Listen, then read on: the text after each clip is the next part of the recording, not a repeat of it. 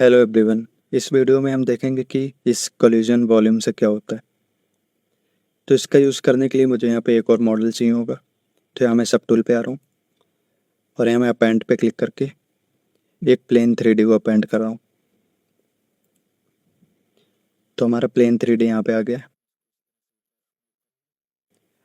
और इस तरह से मैं इसको रोटेट कर ले रहा हूँ। तो अभी आपको ये प्लेन यहाँ नीचे से दिखाई नहीं दे रहा है, तो उसके लिए मैं यहाँ नीचे आ रहा हूँ। डिस्प्ले प्रॉपर्टीज़ पे मैं डबल पे क्लिक कर दे रहा हूँ। तो अब हमको ये प्लेन दोनों साइड से दिखाई दे रहा है। मैं इस प्लेन को थोड़ा सा स्केल कर दे रहा हूँ। तो अब मैं यहाँ जिस भी मॉडल पे आके क्लिक करूँगा और मैं रन सिमुलेशन पे क्लिक करूँगा तो हमारे उसी मॉडल पे सिमुलेशन होगा। अगर मैं इस प्लेन पे आऊँगा, उस पर क्लिक करूँगा तो सिर्फ प्लेन पे सिमुलेशन होगा। तो बेसिकली आपने जो मॉडल सेलेक्ट किया है और फिर यहाँ पे आके यहाँ पर रन सिमुलेशन पे क्लिक करेंगे तो सिर्फ उसी मॉडल पे सिमुलेशन होगा। तो अभी मैंने इस प्लेन को सेलेक्ट किया और यहाँ मैं रन सिमुलेशन पे क्लिक करूँगा तो आप देख सकते कि हमारा प्लेन इस तरह से नीचे आ गया है। और क्योंकि हमारा फ्लोर कोलिजन ऑन है तो हमारा प्लेन यहीं पर रुक गया है। और अगर हमारा फ्लोर कोलिजन ऑफ होता तो हमारा प्लेन नीचे चला जाता। तो मैं फिर से बैक कर रहा हूँ और मैं फिर से फ्लोर कोलिजन को ऑन कर रहा हूँ। तो अब हम देखेंगे कि कोलिजन वॉल्यूम क्या करता है। तो अगर अभी मैं सिमुलेशन को रन कर रहा हूँ तो आप देख सकते हैं कि हमारा प्लेन इस स्फीयर को रीड नहीं कर रहा है, बल्कि इसमें ओवरलैप हो गया है। तो इसको मैं एक बार फिर से बैक कर रहा हूँ और अब मैं कोलिजन वॉल्यूम को ऑन कर रहा हूँ। तो हम देख सकते हैं यहाँ पे कुछ प्रोसेसिंग चल रही है। तो अब मैं अगर रन सिमुलेशन पे क्लिक करूँगा तो आप देख सकते हैं कि अब हमारा प्लेन इस स्फीयर को रीड कर रहा है। तो मैं इसको बैक कर रहा हूँ और अब मैं अपने प्लेन को इस तरह से रोटेट कर सकता हूँ और मैं सिमुलेशन को रन करूँगा तब भी हमारा प्लेन इस स्फीयर को रीड करेगा।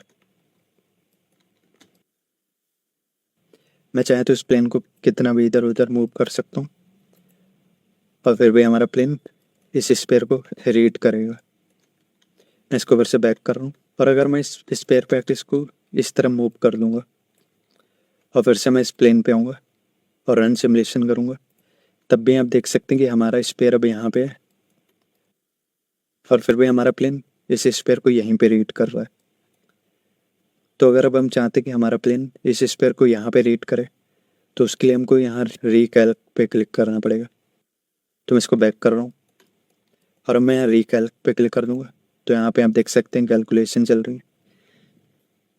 और अब मैं यहाँ रन सिमुलेशन पे क्लिक करूँगा तो अब आपने यहाँ पे देखा कि हमारे प्लेन ने इस स्फीयर की पुरानी स्टेज को यहाँ पे फॉलो नहीं किया है, बल्कि ये डायरेक्टली यहाँ पे नीचे आ गया है।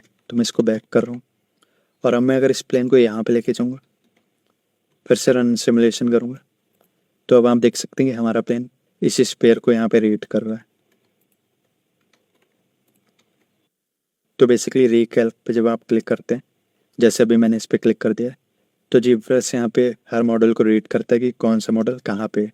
तो एक बार ये मॉडल्स यहाँ पे रीड हो गए तो उसके बाद अगर आपने इस मॉडल को ऑफ भी कर दिया तब भी आप इस प्लेन को सिमुलेट करेंगे तब भी ये प्लेन उसको रीड करेगा। और अभी मैं अगर चाहूँ इस स्फीयर के साइज को छोटा भी कर दूँ और फिर से इस प्लेन पे आके इस प्लेन को फिर से रन करूँ तब भी आप देख सकते हैं कि हमारा प्लेन स्फीयर की पुरानी स्टेज को फॉलो कर रहा है। और जबकि मैंने इस स्फीयर को अब इतना छोटा कर दिया है, तो अगर मैं चाहता हूँ कि अब हमारा प्लेन इस छोटे स्फीयर को फॉलो करे तो मैं फिर से बैक जाऊँगा और यहाँ पे मैं रीकैल्क पे क्लिक करूँगा और अब मैं इसको सिमुलेट करूँगा। तो अब आप देख सकते हैं कि ये प्लेन अब इस छोटे स्फीयर को फॉलो कर रहा है, ना कि इस बड़े स्फीयर को। तो इस प्लेन को मैं फिर से बैक कर रहा हूँ। तो अगर आपके पास में यहाँ पे कितने भी मॉडल्स होंगे और यहाँ पे आप कोलिजन वॉल्यूम को ऑन रखेंगे तो ये प्लेन यहाँ पे हर मॉडल्स को रीड करेगा। तो यहाँ पे आके मैं इस स्फीयर को डुप्लीकेट कर ले रहा हूँ और यहाँ पे मूव कर रहा हूँ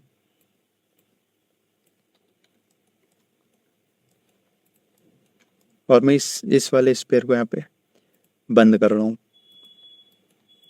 और यहाँ पे मैं फिर से रिकैल्क पे क्लिक करूँगा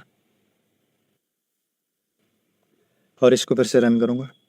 तो आप देख सकते हैं कि जो स्पेयर हमारे यहाँ पे बंद है उस स्पेयर को इस प्लेन ने रीड नहीं किया। तो मैं इस स्पेयर को इस तरह से ऑन भी कर दूंगा, फिर से रन करूँगा, तब भी यहाँ पे रीड नहीं करेगा। तो ये प्लेन इस स्पेयर को भी रीड करे तो उसके लिए हमको फिर से रिकैल्क पे क्लिक करना पड़ेगा और फिर से रन करना पड़ेगा। तो अब ये इसको रीड कर रहा है और अब मैं इसको इस तरह से बड़ा भी कर सकता हूँ और मैं फिर से इसको सिमुलेट कर सकता हूँ। तो अब ये सभी को रीड कर रहा है। तो मैं इसको बैक कर रहा हूँ। आई होप आपको समझ आ गया होगा कि ये कोलिजन वॉल्यूम यहाँ पे किस तरह से काम करता है। तो इस वीडियो में इतना ही रखते हैं। Thank you everyone.